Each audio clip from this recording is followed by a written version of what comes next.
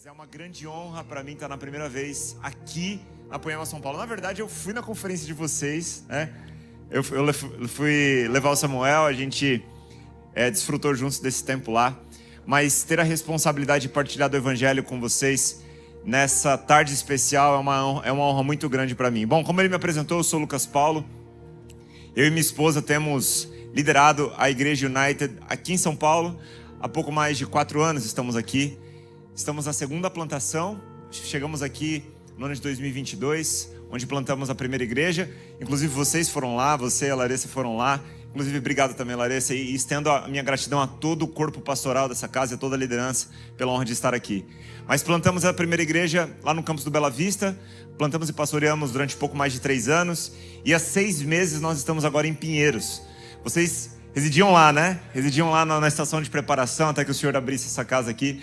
Mas nós estamos lá em Pinheiros, numa galeria de arte, plantando a Igreja United em Pinheiros. A United é um ministério brasileiro, plantado por missionários americanos há 12 anos atrás no Rio de Janeiro.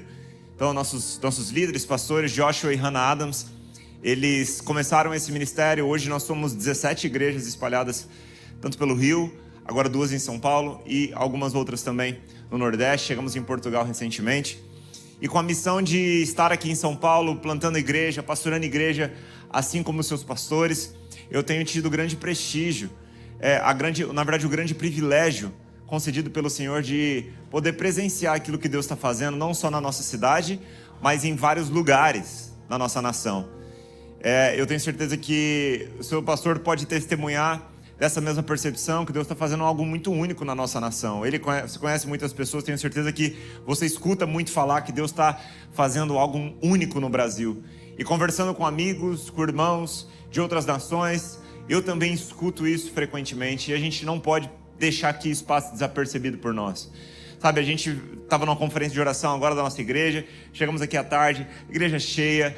Eu tenho tido a oportunidade de visitar a igreja de outros amigos, e a gente vê cada vez mais testemunhos de que Deus tem feito coisas novas, de que novas pessoas têm sido alcançadas, e cada vez mais pessoas têm se reunido em nome de Jesus.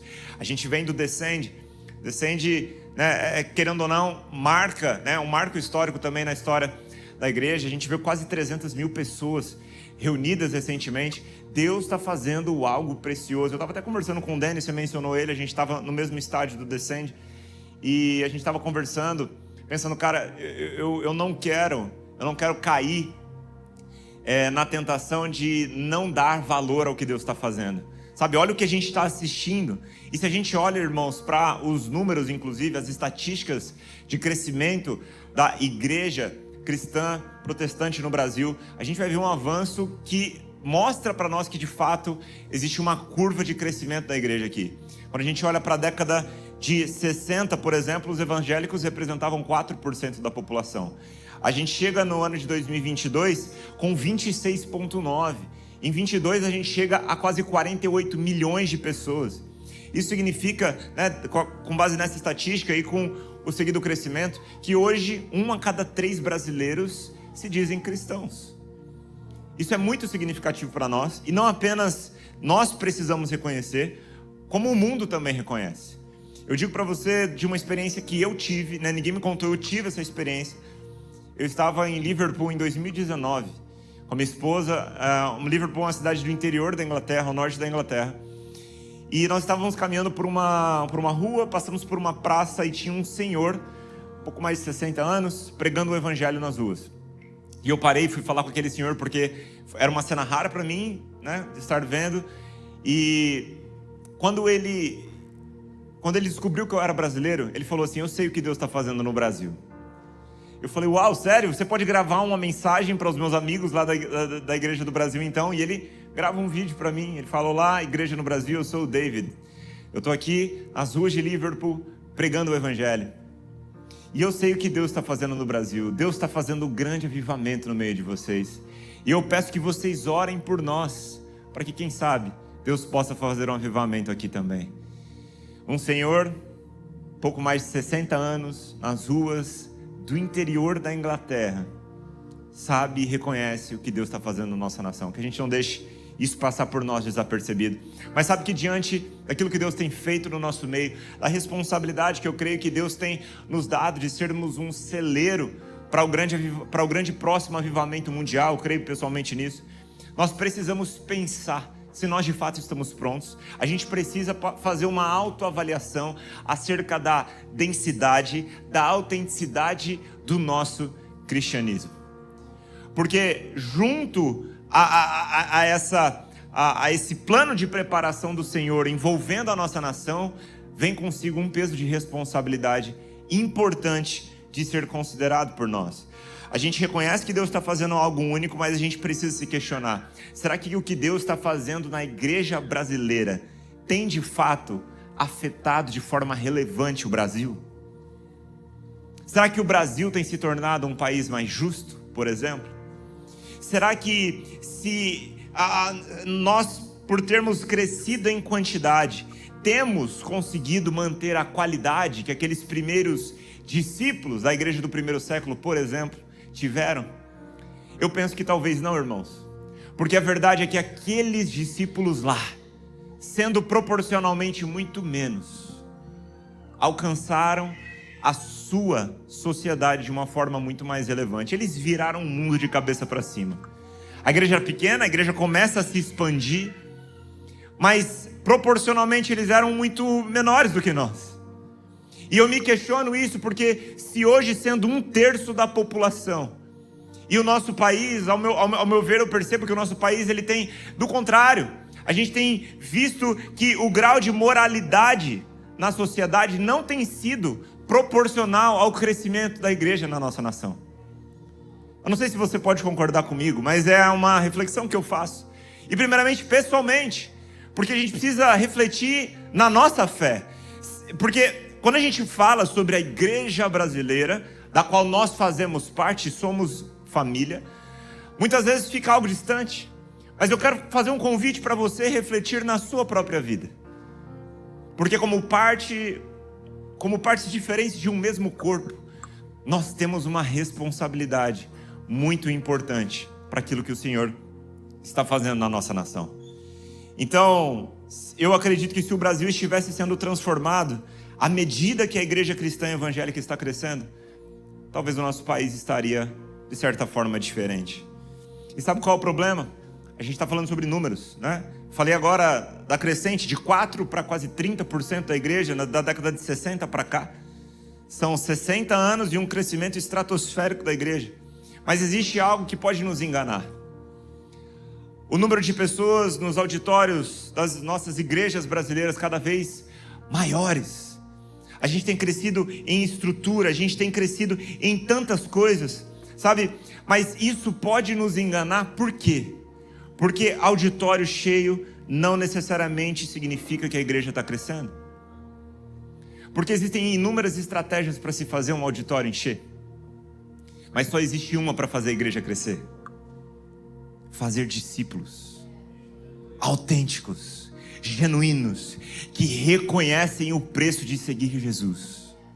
O problema das estratégias para fazer o auditório encher é que elas podem dar certo. E se nós não estivermos atentos espiritualmente, nós podemos cair nesse engano, irmãos. Multiplicação de cadeiras não é métrica única para avaliar o crescimento da igreja. E eu sei que enquanto igreja brasileira, enquanto Poema, enquanto United, nós temos tido a honra de presenciar avanço. Mas a gente precisa avaliar a profundidade desse crescimento. Porque quando a gente fala de uma obra espiritual, muito mais vale o crescimento das raízes do que o quanto a árvore parece boa. Porque se a raiz não estiver bem fundamentada, os frutos não serão bons. Quem está entendendo o que eu estou dizendo? Por isso eu quero convidar você, nessa manhã, a refletir junto comigo no que eu acredito que talvez seja um dos principais fatores da igreja talvez não saber canalizar ou entregar a sua vida a seguir Jesus de uma forma autêntica. Eu quero convidar você a refletir sobre as suas motivações em seguir Jesus. Você está disposto a isso nessa tarde? Eu digo para você que eu gostaria muito de ser aquele tipo de pastor que vem, entrega uma mensagem para você pular de alegria da cadeira.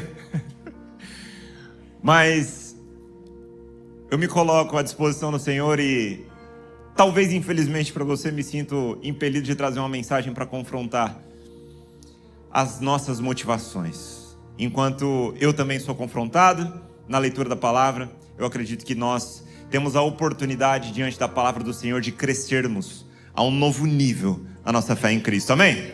Quero convidar você para abrir sua Bíblia comigo lá em Marcos, no capítulo de número 10, verso 17.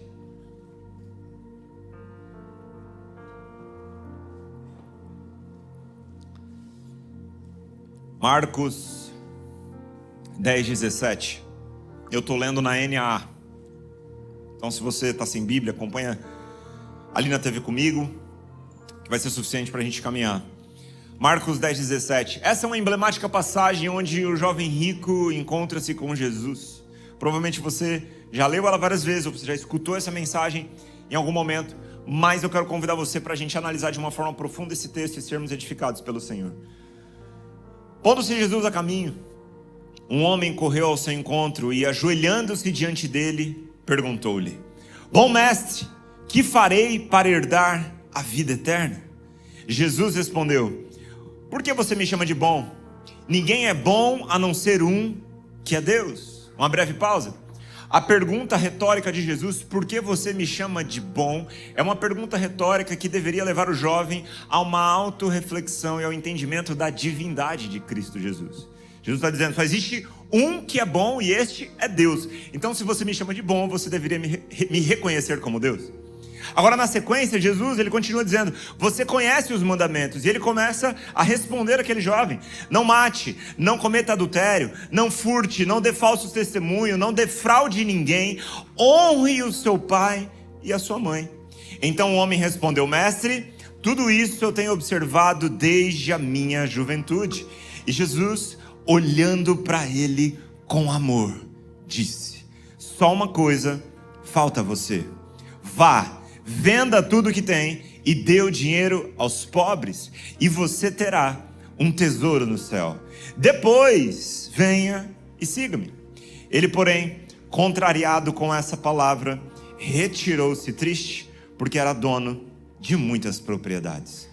Feche os seus olhos, curve a sua cabeça em sinal de reverência à palavra. Oremos.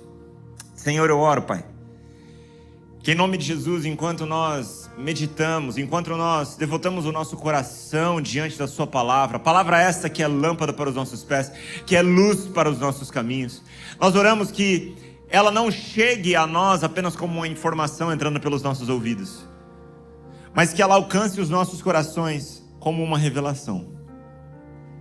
Eu oro em nome de Jesus que essa palavra, ela seja o que ela foi criada para ser, assim como uma espada, ou mais cortante do que uma espada de dois gumes, capaz de dividir juntas e medulas, aquilo que é da alma e aquilo que é do espírito. E eu oro, Pai, em nome de Jesus, que essa palavra alcance as profundezas do nosso coração. Te entregamos este momento na companhia do seu Espírito. Amém, amém. Irmãos, algumas observações contextuais para a gente poder fazer uma breve exposição desse texto aqui. Primeiramente, Jesus estava nas cenas finais do seu ministério. Ele já havia deixado a região da Galileia e ele já estava na Judéia. Ele já havia feito esse percurso de norte a sul do território de Israel. E Jesus estava caminhando para as cenas finais do seu ministério, onde ele teria finalmente a sua entrada triunfal, onde Jesus, depois ele teria ceia, ele seria entregue, onde ele morreria por nós na cruz do Calvário. Mas antecedendo este momento emblemático da morte e ressurreição de Cristo, nós encontramos no caminho Jesus encontrando-se com um jovem rico. Agora, qual é o contexto desse ensinamento? É importante que a gente entenda isso também.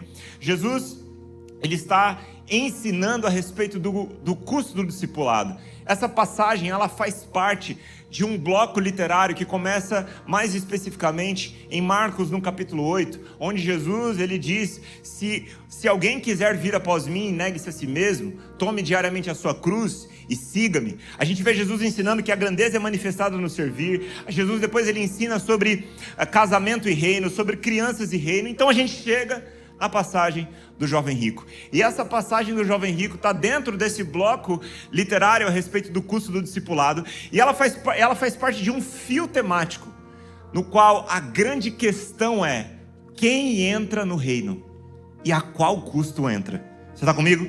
Então esse é o ponto exato do ensinamento de Jesus. Agora, a palavra faz menção a um tal jovem rico. Eu quero refletir com você nas características desse jovem. A Bíblia diz que de fato ele era jovem. Segundo Mateus, no capítulo 19, verso 20, os estudiosos a respeito deste jovem diz que ele tinha aproximadamente entre 20 e 30 anos. Provavelmente ele estava dentro dessa faixa etária. Agora, outra característica, além dele ser jovem, ele também era governante. Segundo Lucas 18. Possivelmente esse jovem era um líder respeitado do conselho da sinagoga ou um líder comunitário, mas independente da sua função, fato é que ele era alguém de alta influência na sociedade.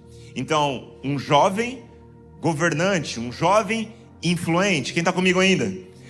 Agora, a Bíblia diz que esse jovem também era muito rico, conforme a gente leu aqui em Marcos, no capítulo 10, verso 22, e conforme também está descrito lá em Mateus 19, 22. Então este jovem, ele de fato era muito rico. Ele não era mais um emergente, de iPhone do ano, carro com parcela atrasada para parecer rico. Não, ele era rico mesmo. Ele tinha muitas propriedades.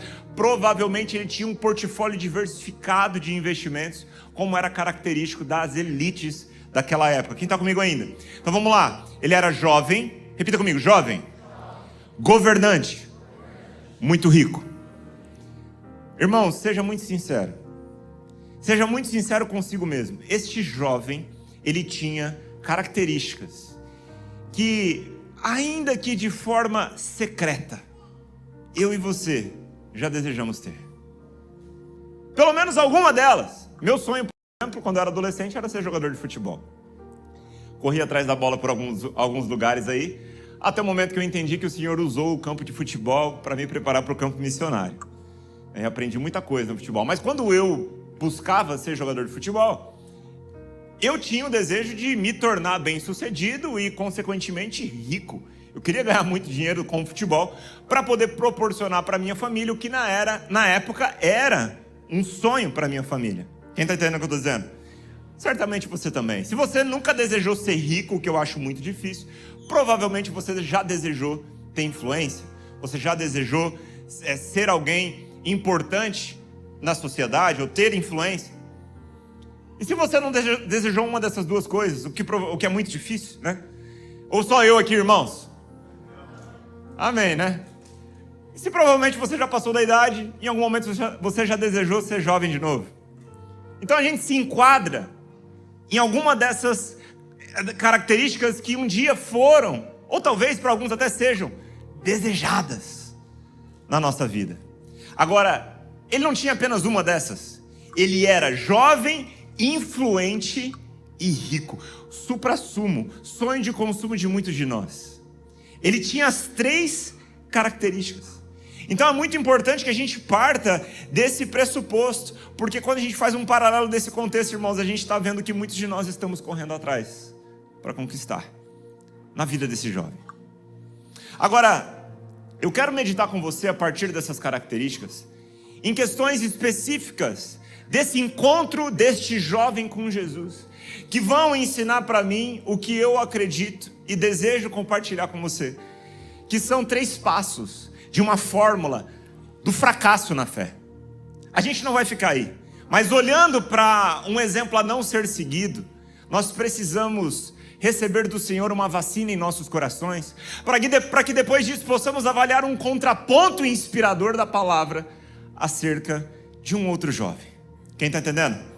Então olhemos, porque eu tenho certeza que você não deseja fracassar na sua fé, eu tenho certeza que você deseja progredir na sua fé, ter uma fé frutífera, uma fé que exalta a glória do nosso Senhor. E o primeiro ponto, o primeiro erro, o primeiro equívoco deste jovem está em Marcos, no capítulo 10, 17. A Bíblia diz que, pondo-se Jesus a caminho, um homem correu ao seu encontro e, ajoelhando-se diante dele, perguntou: bom mestre, o que farei para herdar a vida eterna? Aqui nós temos um paradoxo do jovem rico.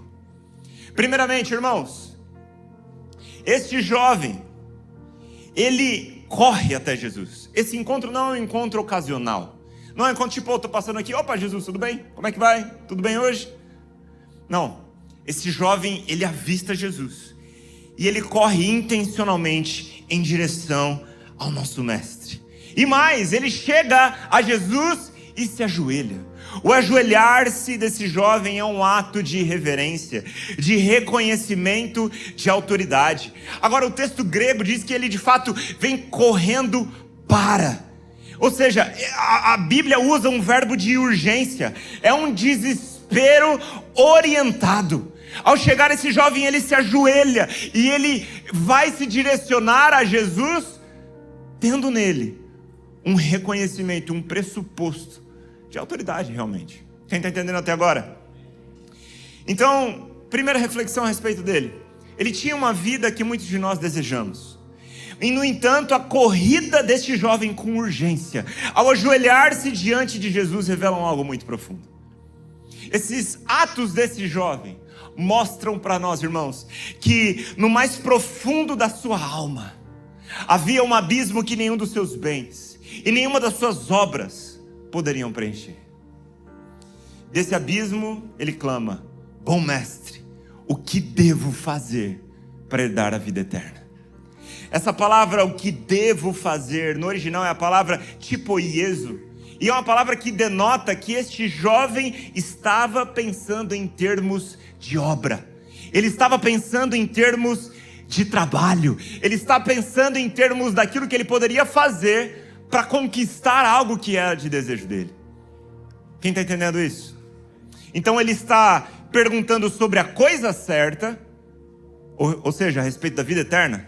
Ele está diante da pessoa certa, ele está diante de Jesus, irmãos. Mas ele está buscando da forma errada. Ele pergunta a respeito da vida eterna de uma forma transacional. O erro desse jovem era primeiramente teológico. E a fórmula do fracasso na fé começa com uma teologia errada. Começa com, por exemplo, uma teologia transacional. Quando nós buscamos a Deus para recebermos dele algo que pensamos que podemos comprar, com os nossos sacrifícios, com a nossa entrega, enquanto na verdade recebemos de graça aquilo que Deus nos concedeu no sacrifício de Cristo, e por causa do sacrifício de Cristo deveríamos corresponder por consequência, por causa daquilo que já recebemos dele. Então a ordem do raciocínio teológico desse jovem era oposta. Porque sendo ensinado pelos mestres da lei, a teologia dele era meritocrática. Em outras palavras, ele argumenta como quem diz: eu quero saber o que eu tenho que fazer, porque se eu fizer o que eu tenho que fazer, Deus tem que me dar o que eu quero. Quem está entendendo isso? Então, isso é muito importante, irmãos, que nós tenhamos cuidado com as nossas motivações, porque a forma como você enxerga Deus determina o tipo de relacionamento que você vai desenvolver com Ele. E se você trata Deus como um mero sistema de recompensas, você nunca vai desenvolver um relacionamento genuíno. Vocês estão aqui? A gente pode até crescer em números, como igreja, na nossa nação, vendendo uma teologia transacional, mas nós não teremos relevância, porque uma hora as pessoas descobrem que transação não funciona com Deus. Ele concedeu-nos aquilo que nós não poderíamos comprar, pela sua imensa, incomparável, sublime graça, manifesta em Cristo Jesus na cruz do Calvário. Quem está comigo ainda? Então, primeiro erro, uma teologia transacional. Segundo ponto, uma teologia transacional vai levar este jovem agora à busca pela coisa errada. Marcos 10:21, a Bíblia diz: e Jesus, olhando para ele com amor, disse: só uma coisa falta a você. Meus irmãos, imagine os olhos de Jesus olhando pelas janelas do seu coração. O olhar de Jesus não é como um mero olhar, não é como um olhar distraído, não é como um olhar qualquer da pessoa que, por exemplo, mal consegue olhar nos seus olhos quando te cumprimenta. Talvez esse seja você. O olhar de Jesus não é um olhar indiferente. O olhar de Jesus não é um olhar ocasional. A Bíblia diz que Jesus encontra os olhos daquele homem com amor. E o olhar de Jesus, irmãos, com amor, penetra, avança, adentra nas janelas da fachada daquele homem e encontra as profundezas, os compartimentos mais reservados e identifica um ídolo. Ele identifica a problemática. Uma coisa falta a você. Esse jovem tinha tudo. Tudo que do ponto de vista social era o suprassumo. Ele tinha a vida que era sonho de consumo de muitos daquela época e de muitos de nós ainda hoje. Mas Jesus olha e diz: está faltando só uma coisa. Não é que faltavam muitas coisas para esse jovem. Faltava apenas uma. Aquela coisa singular, a que define tudo, a que deveria ser buscada em primeiro lugar. A mesma a qual Jesus se refere lá em Mateus 6, agora no verso 33. Busquem, pois, em primeiro lugar o reino de Deus e a sua justiça, e todas essas coisas lhes serão acrescentadas. Jesus está trazendo um ensino sobre as preocupações terrenas. E todas essas coisas que podem ocupar a nossa preocupação, aquele jovem tinha. O problema é que faltava a primeira. Aquele jovem tinha tudo, mas ao mesmo tempo não tinha nada. Meus irmãos, isso é importante para nós, porque o problema não é que nos falta fome.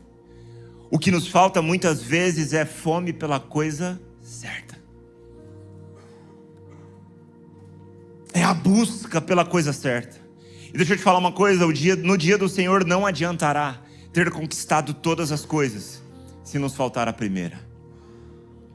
Talvez você pense que está buscando Jesus, enquanto no fundo do teu coração, talvez, o que alguns mais desejam é passar numa boa universidade, ter um bom emprego, abrir seu negócio, ver sua empresa prosperar, ser bem sucedido profissionalmente.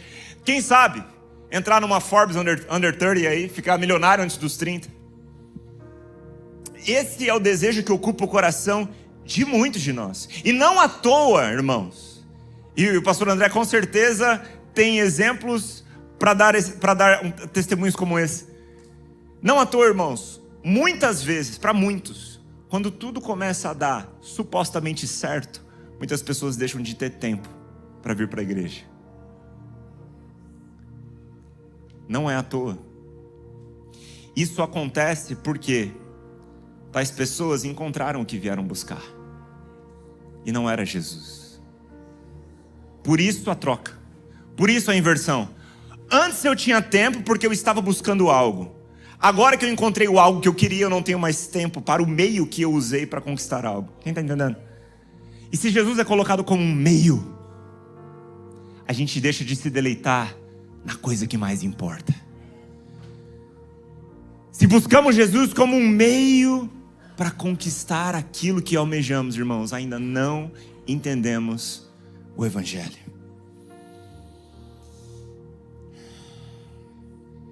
Talvez você tenha a aparência de crente, fala como crente, anda como crente, mas vive como se parecesse que sempre está te faltando algo. Talvez a resposta seja que você está buscando todas essas coisas, enquanto uma coisa ainda te falta. A gente não pode ser iludido, irmãos, com templos cheios de pessoas vazias, buscando um Deus que não conseguem encontrar, porque estão procurando todas as coisas, menos Ele. O Senhor precisa ter o nosso coração. Mas o problema é que uma teologia transacional faz com que usemos a Deus para buscá-lo pelo motivo errado. Então uma teologia transacional leva-nos a uma busca pela coisa errada. E mais, agora a gente lê o verso 21, Jesus ele dá uma instrução, ele dá uma ordem, ele diz: vá, venda tudo que tem, dê o dinheiro aos pobres e você terá um tesouro no céu. Depois venha e siga-me. Ele, porém, contrariado, repita comigo, contrariado com essa palavra, retirou-se triste, porque era dono de muitas propriedades. Irmãos, entenda algo comigo. O que faltava para esse jovem não era ser pobre. Jesus não está ensinando a miséria aqui. O ponto de Jesus, a abordagem para Cristo, a questão é que para Ele, a prosperidade não é uma finalidade, não é a motivação central, não é o objetivo final. Prosperidade é uma ferramenta. Entenda que Jesus ele não está problematizando a riqueza, ele está confrontando o senhorio do coração daquele jovem. A sua submissão a um outro senhor. O Deus daquele jovem era o dinheiro. O que Jesus está dizendo não é que não dá para ser rico e segui-lo, mas não dá para ter dois senhores e segui-lo. Inclusive, irmãos, Mateus no capítulo 6, verso 24, também no Sermão do Monte, Jesus diz: ninguém pode servir a dois senhores, pois odiará um e amará o outro, será dedicado a um e desprezará o outro. Vocês não podem servir a Deus e ao dinheiro. Irmãos, essa é a única menção que Jesus faz a outro senhor. E a única vez que Jesus menciona um outro senhor na Bíblia é se referindo ao dinheiro. Isso porque ele sabe o lugar que o dinheiro pode encontrar nos nossos corações. Então o comando que ele dá àquele jovem para que ele fosse e vendesse tudo é uma prescrição específica para a doença do coração daquele homem. Você está entendendo? Você tem um ídolo aí dentro, então você precisa se desprender, você precisa destronar esse ídolo, você precisa quebrar esse altar, para que você possa dar lugar a mim na sua vida. Aleluia. Agora a reação do jovem é devastadora. Ele fica sombrio, ele vai embora entristecido. A palavra original no grego ela retrata uma dor profunda, uma espécie de luto. Esse jovem está de luto por uma vida que ele não foi capaz de abandonar. Irmãos, talvez alguns de nós ainda não conseguimos renunciar tudo para seguir Jesus e ainda não entendemos o porquê. Talvez a resposta seja que o nosso Senhor ainda seja outro. E eu quero te lembrar que quem na Bíblia ofereceu glória e riqueza deste mundo em troca de adoração não foi Jesus, mas foi o próprio Satanás a Jesus no deserto. Por isso eu quero te lembrar que um evangelho que promete que obrigatoriamente a sua submissão a Cristo vai ter que resultar em sucesso material é um eco da tentação do diabo e não da promessa de Jesus. Porque a verdade, irmãos, é que nós não precisamos de Jesus para sermos bem-sucedidos na métrica terrena. Você não precisa de Jesus para ver sua empresa prosperar. Você precisa só de um bom sócio. Se o que você veio buscar nessa comunidade é a receita do sucesso, da prosperidade do seu negócio, é melhor que você procure uma reunião de networking lá fora. Talvez lá vai ter o sócio que você procura. Embora as coisas que Jesus tenha para nós sejam boas, agradáveis e perfeitas, elas jamais devem ocupar a centralidade da nossa devoção. Quem está entendendo o que eu estou dizendo aqui? Mas é interessante, irmãos, além de perceber essa tríade, esse tripé do fracasso na fé do jovem, primeiramente uma teologia transacional, a busca pela coisa errada e por fim, a submissão ao Senhor errado. É interessante a gente perceber que a Bíblia, ela relata para nós a respeito de um outro jovem que provavelmente fora abastado financeiramente. Este jovem é um tal apóstolo Paulo. Teólogos especialistas na cronologia paulina estimam que o encontro de Paulo com Jesus a caminho para Damasco aconteceu quando ele tinha por volta de 30 anos de idade.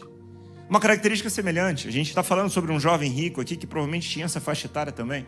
Paulo também tinha por volta de 30 anos quando ele encontra-se com Jesus a caminho para Damasco. E a gente pode embasar uma provável riqueza de Paulo quando ele mesmo fala sobre as suas características antes de Cristo. E ele fala aos Filipenses no capítulo 3, verso de número 5, a respeito do ganho inestimável de conhecer a Cristo. E falando sobre isso, ele começa dizendo a respeito da sua vida passada, onde ele afirma: fui circuncidado no 8º dia, sou da linhagem de Israel, da tribo de Benjamim, hebreu de hebreus, quanto à lei eu era fariseu, quanto ao zelo perseguidor da igreja, quanto à justiça que é na lei, irrepreensível. Algumas características importantes sobre a história de Paulo antes de Cristo. Paulo, ele era membro do Sinédrio. Ou seja, por ser membro do Sinédrio, ele era parte da elite governante de Israel. Paulo, ele tinha autoridade para prender e condenar cristãos à morte. Olha só, estamos falando sobre o poder e sobre a influência de Paulo. Paulo tinha essa autoridade. Ele tinha uma legitimidade religiosa inquestionável. Ele era fariseu de família fariseia, ele era hebreu de hebreus, ele era uma referência moral absoluta, porque diante da lei ele era extremamente obediente, ele cumpria a lei com todo rigor, assim a palavra diz. Provavelmente, Paulo tinha alguma riqueza material notável, porque primeiramente Paulo, ele era cidadão romano, e como cidadão romano ele tinha privilégios que exigiam recursos financeiros para serem mantidos. Paulo, ele fora educado aos pés de Gamaliel, uma educação de elite em Jerusalém, acessível apenas para famílias abastadas financeiramente. Paulo era membro do Sinédrio, como eu já falei. Tarso, por sua vez, local de nascimento de Paulo, era uma cidade helenista importante. O nascimento, em tal contexto, indica uma possível família de posses. Então, não quero comparar a riqueza do jovem rico com a provável riqueza de Paulo, mas é verdade que Paulo teve que renunciar muitas coisas para seguir Jesus. E sabe o que é mais interessante? Paulo está escrevendo a quem aqui? Aos Filipenses. Você sabe onde Paulo estava escrevendo isso? Paulo estava preso, provavelmente em Roma. Alguns dizem que, supostamente, lá em Cesareia Marítima, lugar onde recentemente eu tive o privilégio de visitar com alguns amigos pastores, numa viagem para Israel, no final do ano passado. E tivemos a oportunidade de entrar nesse lugar que Paulo ficou preso. Lá, supostamente é um lugar que ele escreveu essa carta, embora a maioria dos historiadores afirmam que seja Roma, mas independente se ele escreveu ou não, era um lugar como aquele, no momento de cárcere, que Paulo escreve essas palavras aos Filipenses. E eu entrei nesse lugar, irmão, deixa eu te falar uma coisa. Não tinha nada de bonito lá, nada de belo. Um lugar sombrio, um lugar escuro, um lugar quente. Não havia nenhuma beleza nas paredes. Esse lugar ele é um lugar no pátio do palácio de férias de Herodes. Então Paulo, ele ficou preso numa prisão que é uma espécie de custódia, enquanto ele aguardava o julgamento em Roma. Não tinha nada de belo que Paulo pudesse enxergar para escrever o que escreveu. Mas certamente quando Paulo fechava os seus olhos, ele podia encontrar dentro de si mesmo, na presença santa, doce, incomparável do Espírito Santo, uma riqueza e um ganho inestimável de conhecer a Cristo. O jovem rico poderia ter sido como Paulo, se talvez tivesse identificado esse valor, a riqueza de conhecer a Cristo. Riqueza essa que é muito mais valiosa do que aquele jovem havia encontrado. E por isso, pelo reconhecimento da sublimidade de conhecer a Cristo, irmãos, que Paulo continua declarando, agora no versículo 7, mas o que para mim era lucro, isto considerei perda por causa de Cristo. Na verdade, considero tudo como perda, por causa da sublimidade do conhecimento de Cristo Jesus, meu Senhor. Paulo escreve isso depois de ter perdido tudo. Paulo não escreve isso de férias em Dubai com seus filhos. Paulo não escreve isso num resort no Nordeste, quando ele tinha alcançado o sonho de consumo da sua vida. Ele escreve sobre alegria, porque a alegria dele não dependia do lugar que ele estava, mas de quem habitava nele, independente de onde ele estivesse. Essa é a beleza que Paulo encontra em Cristo. E por isso ele pode dizer: por causa dele eu perdi todas as coisas. Irmãos, olha só, a gente está falando de um Paulo que tinha poder e influência. E em seu poder e influência ele antes prendia, agora ele está preso. Antes ele condenava, agora ele está sendo condenado. Certamente aquilo que ele deixou para trás era muito valioso do ponto de vista social. Mas Paulo encontrou algo muito mais valoroso.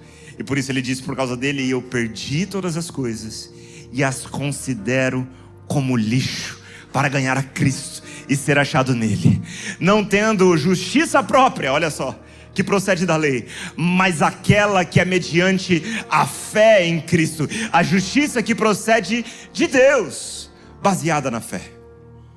Por causa do contentamento que Paulo encontra em Cristo, o mesmo Paulo pode escrever no próximo capítulo aos Filipenses, capítulo 4, verso 12: eu sei viver na necessidade e também na fartura. Aprendi o segredo de viver em qualquer situação, de estômago cheio ou vazio, com pouco ou muito, posso todas as coisas por meio de Cristo que me dá forças. Paulo aprendeu a estar contente com muito, e Paulo aprendeu a estar contente com pouco, porque ele entendeu que o muito, que na verdade que tudo, ele só encontra em Cristo. Pergunta, uma tensão típica do Evangelho: a vida de Paulo ficou mais fácil ou mais difícil depois que encontrou a Cristo? Antes ele prendia, agora ele estava preso. Antes ele condenava a morte, agora ele estaria sendo condenado à morte.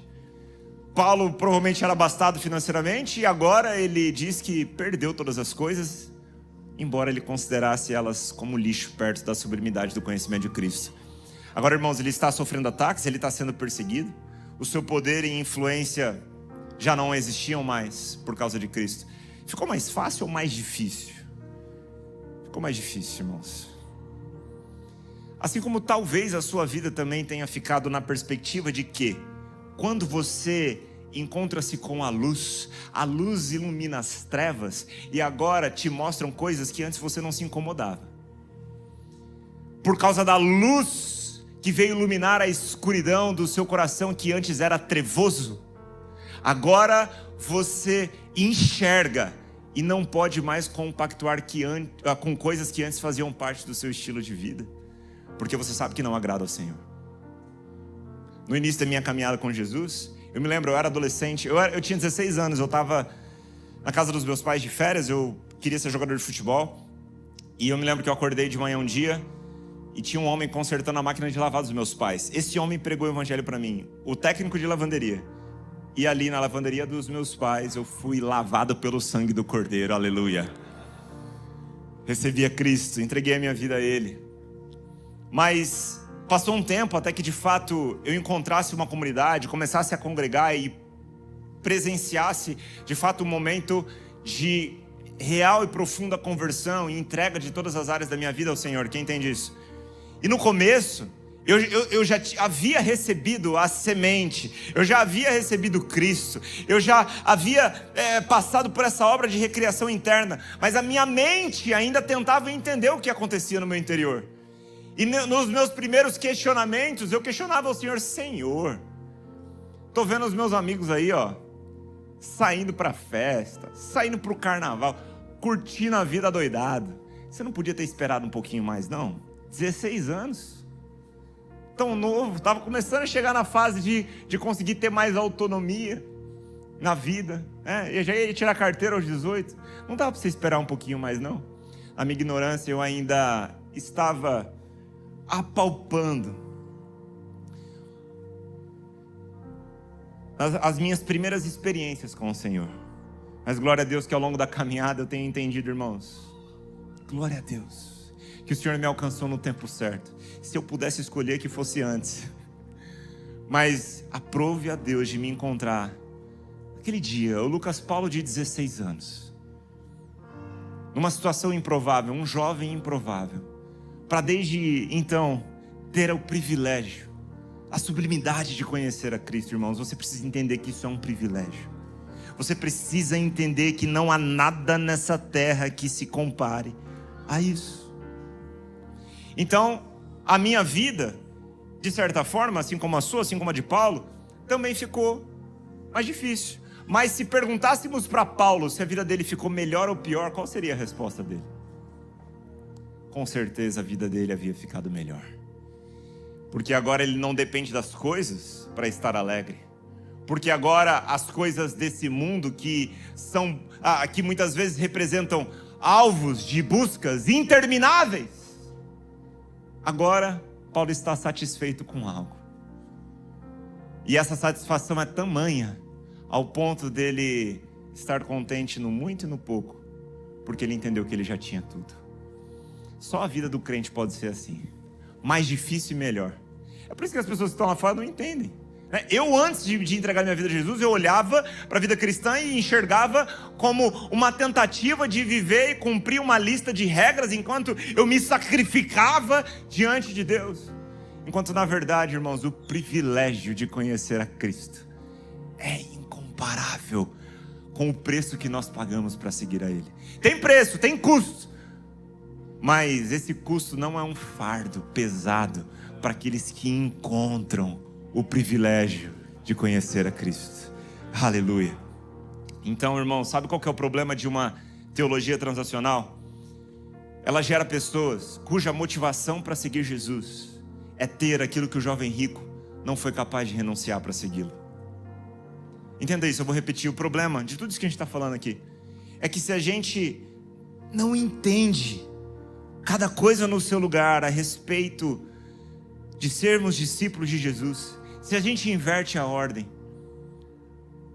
esse tipo de compreensão teológica pode afetar a nossa caminhada, porque uma teologia transacional, ela gera pessoas cuja motivação para seguir Jesus é ter exatamente aquilo que o jovem rico não foi capaz de renunciar.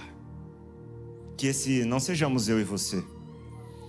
De forma sutil e perigosa, muitos querem Cristo como um meio para obter as mesmas coisas que o jovem rico não quis largar: poder, influência, dinheiro.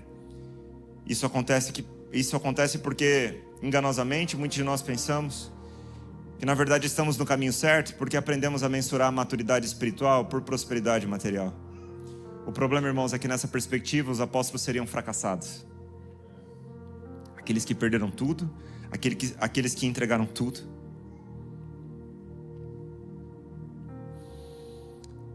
Que não sejamos daqueles que ficamos projetando a nossa felicidade sempre nas coisas futuras. Do tipo, quando eu tiver o carro que eu quero, quando eu tiver o emprego que eu quero, quando eu tiver a pessoa que eu quero. Porque o evangelho não é sobre o quanto da terra você conquista, é sobre o quanto do céu é revelado através de você enquanto você desfruta da presença do seu Senhor. A fé em Cristo, irmãos, não é uma promessa de que teremos tudo o que queremos. Vou voltar. A fé em Cristo não é uma promessa de que teremos tudo o que queremos, nem que o tempo todo tudo tem que ir bem. Mas ela é uma garantia, uma certeza de que em todo tempo não nos faltará quem precisamos. Ali está a nossa motivação, nele, na pessoa do Cristo. Então por isso eu te pergunto, nessa tarde / noite, porque o sol está se pondo: por que você quer Jesus? Por que você quer seguir a Ele? Porque você está em busca da próxima bênção? Ou porque você tem prazer em se deleitar na bênção que você já recebeu, isto é, a presença dEle? Eu tenho me questionado isso, sabe, pastor? Enquanto comunidade, responsáveis por liderar um povo no caminho de fé lá, eu tenho me questionado sobre isso. Enquanto eu converso com amigos, que tipo de igreja que a gente tem gerado?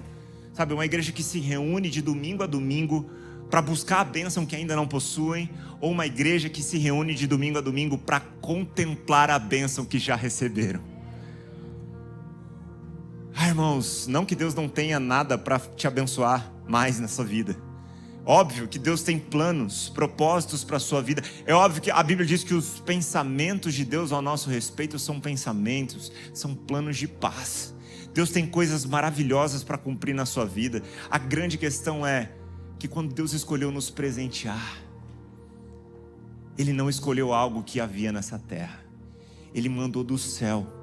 Então não tem nada nessa terra que vai se comparar à dádiva que já recebemos nele, pela obra do sacrifício de Jesus na cruz do Calvário.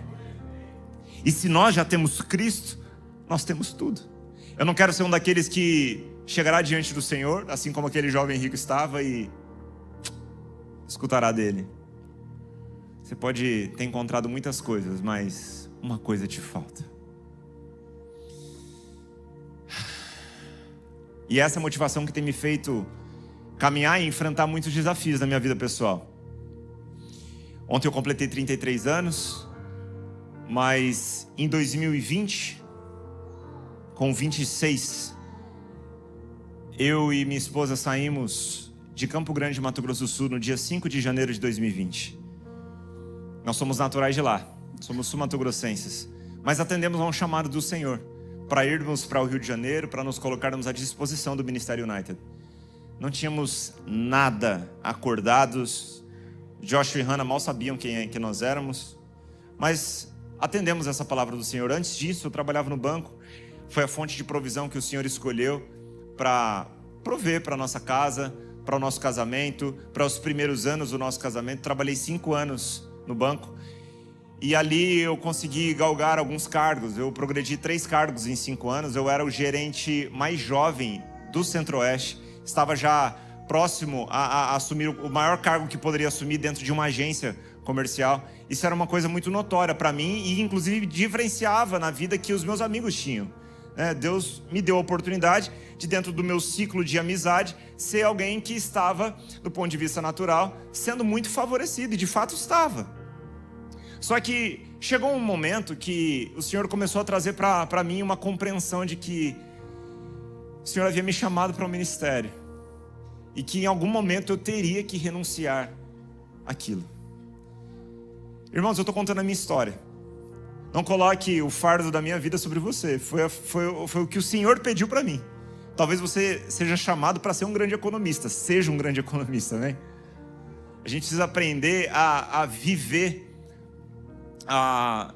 como profissionais missionários. A gente precisa de profissionais missionários no campo de trabalho, irmãos, e nas mais diversas camadas da sociedade para alcançar as pessoas. Mas o Senhor me chamou para a preparação da igreja, para a edificação dos santos, para a obra do ministério de forma integral. Eu me lembro que quando pedi demissão do banco, quando o Senhor clareou no meu coração que era o dia, a paz do Espírito transbordou no meu coração, eu conversei com a minha chefe e ela disse assim: eu sabia que um dia isso ia acontecer. Ela, por estar mais próxima de mim, reconhecia que talvez Deus havia me chamado para outra coisa e não para trabalhar no banco. Ela já havia me dado algumas oportunidades de orar pelas pessoas na agência bancária, mas chegou um momento que essa estação acabou. Irmãos, eu não tinha previsão financeira alguma para pagar as contas de casa, mas eu tinha certeza absoluta que Deus estava falando comigo e que aquele era o momento. Quem já se viu em situações como essa, não necessariamente pedindo demissão do emprego, mas onde você vê, tipo assim, Deus está te chamando para tomar uma decisão louca. Inclusive, lá atrás, alguns anos atrás, eu encontrei uma ex-colega de trabalho e ela foi me apresentar para uma amiga que não me conheceu porque não era da época que eu trabalhava. E ela disse assim: esse aqui é o Lucas Paulo. Ele trabalhava no banco com a gente, ele tinha tudo para ser diretor do banco, mas um dia ele ficou louco e pediu para sair.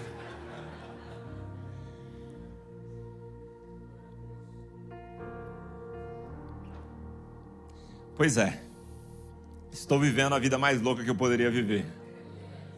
Muito mais difícil, por sinal, mas muito melhor, incomparavelmente melhor. Irmãos, lá fomos nós, eu e minha esposa,